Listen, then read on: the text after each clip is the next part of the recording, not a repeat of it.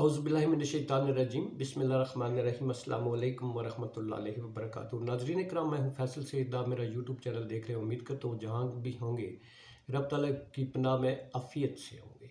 नाज़रीन, सियासत पे बात करते हैं। कल का दिन बड़ा ही सबका जो है वो इस इंतज़ार में गुज़रा कि जो कुछ स्पीकर साहब ने किया है, गवर्नर साहब के एक्शन के जवाब में रिएक्शन दिया है, उसके बाद कहा जा रहा था 4 बजे तक इंतज़ार किया जाएगा, वरना रात बजे जो है वज़ीर आला को डी नोटिफाई कर दिया जाएगा। मतलब है वज़ीर आला साहब हटा दिए जाएंगे। राना सनाउल्लाह साहब भी जैसा कि कह रहे थे, फिर जनाब रेंजर्स भेजेंगे और गवर्नर हाउस रेंजर्स रवाना किए जा चुके हैं। वहाँ पर गवर्नर हाउस को अपनी तहवील में रखा हुआ है। और फिर परवेज़ लाई साहब की जनाब उनकी सियासत, चौधरी शुजात साहब, सारा कुछ जो है ये चल रहा है, मगर अभी तक हुआ कुछ नहीं। कल का दिन है जुम्मे वाले दिन का सरप्राइज़ है जनाब, वेट किया जा रहा है, मगर उस पर बात करते हैं। नाज़रीन, ये सारा कुछ अभी तक क्यों कुछ नहीं हुआ? गवर्नर साहब ने रात 12 बजे वज़ीर आला पंजाब को हटा देना था, नहीं हटाया। उधर परवेज़ इलाही साहब हैं और स्पीकर जो है उन्होंने ये सारा गेम जो है ना, ये समझने की है। अगर आप समझ जाएंगे तो आपको लगेगा सारी नूरा कुश्ती है। शायद आप मेरी बात से इत्तेफाक करें या ना करें, क्योंकि ना असम्बलियाँ टूटेंगी, ना गवर्नर साहब जो है वो वज़ीर आला को फारग करेंगे। बस एक वो नहीं होता, मैं तेनू दसना वा, दूसरा कहता मैं तेनू दसना वा। फिर उसके नतीजे में ये होता है कि एक साइड फायर कर देती है गैर कानूनी असले से, और वो मामला जो है वो फिर क्या होता है, अदालत में चला जाता है। फिर उधर लंबा खींचते रहते हैं, पता है मुकदमों का आपको कैसे चलते हैं। तो यही कुछ यहाँ भी होने जा रहा है, कुछ भी नहीं होगा। कल जो है जुम्मे का दिन जो है उसमें भी असम्बलियाँ तहलील नहीं की जाएंगी, क्योंकि कल की स्पीकर साहब की रूलिंग जो है और उसके बाद वज़ीर आला साहब का जो स्टैंड है, उसके सिलसिले में रिएक्शन के तौर पर जो नोटिस दिया जा रहा है गवर्नर की तरफ से, फिर नोटिस दिया जाएगा।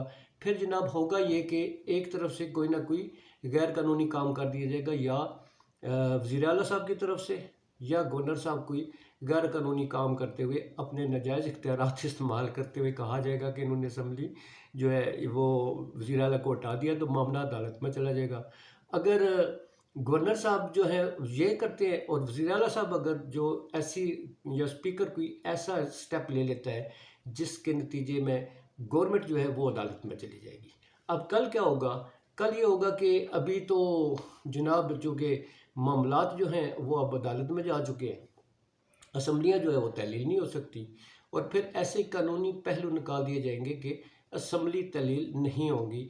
और ये हो सकता है मामला, जैसा कि बड़े मज़े की बात है, परवेज़ लाई साहब 2 माह तक खींचना चाहते हैं, गवर्नमेंट भी चाहती है थोड़ा सा मामलात आगे ले जाए ना।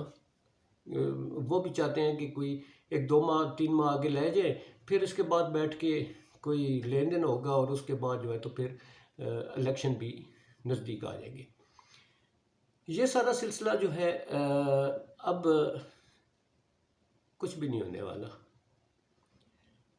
उधर दूसरी तरफ नेशनल असम्बली में खान साहब जाते हैं, उनकी वो लेके जाते हैं, इस्तीफ़े देने जाते हैं। आगे उन्होंने असम्बली बंद की हुई है जनाब, इजलास मुलतवी की हुई है। आज प्रेसिडेंट साहब ने इजलास बुलाया हुआ था, उसमें भी कुछ नहीं होना।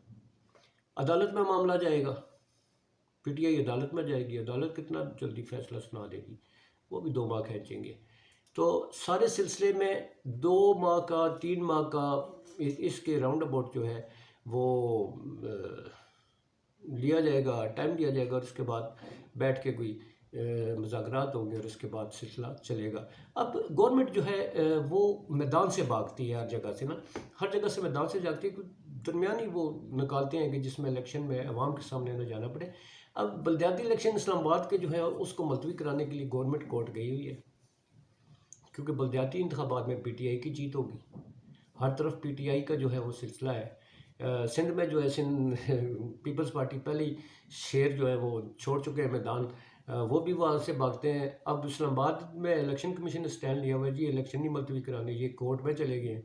तो होगा ये कि पीटीआई मैदान मार लेगी।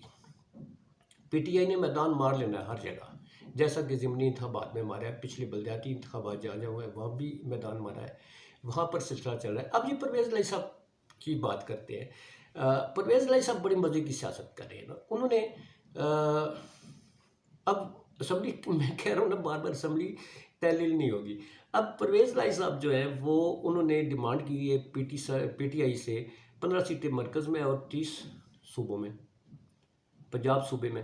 अब पीटीआई जो है उन्होंने कमेटी बिठा दी है, कमेटी बिठा दी, काम लम्बा हो गया। और परवेज़ लाई साहब जब तक पीटीआई जो है उनका जवाब नहीं देती, भाई कोई लेन देन की करना है, परवेज़ लाई साहब बैठे रहेंगे जब तक जवाब नहीं आता। वो कहेंगे जी हम खान साहब के साथ हैं, मतलब वो तो कहते हैं। मुनस लाई आपको पता है बड़ा स्ट्रांग स्टैंड लिया हुआ है, क्योंकि उनकी सियासत, ये खान साहब पर एहसान नहीं है, ये परवेज़ लाई साहब जो हैं वो अपनी सियासत खेल रहे हैं। अगर वो खान साहब को छोड़ दें तो उनकी सियासत धड़ाम से नीचे आ जाती है, क्योंकि नून लीग जो है पहले ही उन्हें नहीं ले रही है। अगर जाते भी हैं ये वज़ीर आला भी बफर्ज़ माल दूसरी सिचुएशन देखेंगे, अगर विन विन पोजीशन हो जाती है, वज़ीर आला यही रहते हैं, तो फिर आगे इलेक्शनों में क्या होगा, परवेज़ लाई साहब दबरदूस हो जाएंगे, उनके फर्जंद जो है वो भी दबरदूस हो जाएंगे। तो इसलिए सियासत इस तरह की खेली जा रही है। अब मैं आपको बताऊं कि अगर पीटीआई इनकी सीटें एडजस्टमेंट के लिए मान लेती है, 15 इधर और 30 सूबाई असम्बली, तो पीटीआई अपने साथ अपने ऊपर एक बहुत बड़ा कुल्हाड़ा मारेगी। वो कैसे, इस पर बाद में मैं बड़ी डिटेल से बात करूँगा। वो ऐसे कि फिर परवेज़ लाई साहब मरकज़ में 15 सीटों के साथ, सूबे में 30 सीटों के साथ बैठे होंगे। पीटीआई के लिए मुसलसल ख़तरा रहेगा। वो ये कि परवेज़ लाई साहब किसी वक्त मूड जनाब नहीं असी रहना, तो नाल असी अलग हो रहे हो। दूसरी तरफ से नो कॉन्फिडेंस आएगी और परवेज़ लाई साहब जो है वो उनके साथ मिलके धड़न तख्ता पीटीआई का सूबे में भी कर सकते हैं और मरकज़ में भी, क्योंकि उन्होंने मरकज़ में ठीक ठाक 15 सीटें होंगी, सूबे में 30 सीटें होंगी। इस पर बड़ी दिलचस्प है जी। वो मेरे जहन में जो मुस्तकबिल का नक्शा बनता नज़र आ रहा है, अगर परवेज़ लाई साहब साथ ही रहते हैं, इस पर बाद में गुफ्तगू करेंगे। फ़िलहाल इतना ही, फिर नेक्स्ट बात होती है। अपना बहुत सारा ख्याल रखिए। पाकिस्तान जिंदाबाद, पाक अफवाज पाइंदाबाद।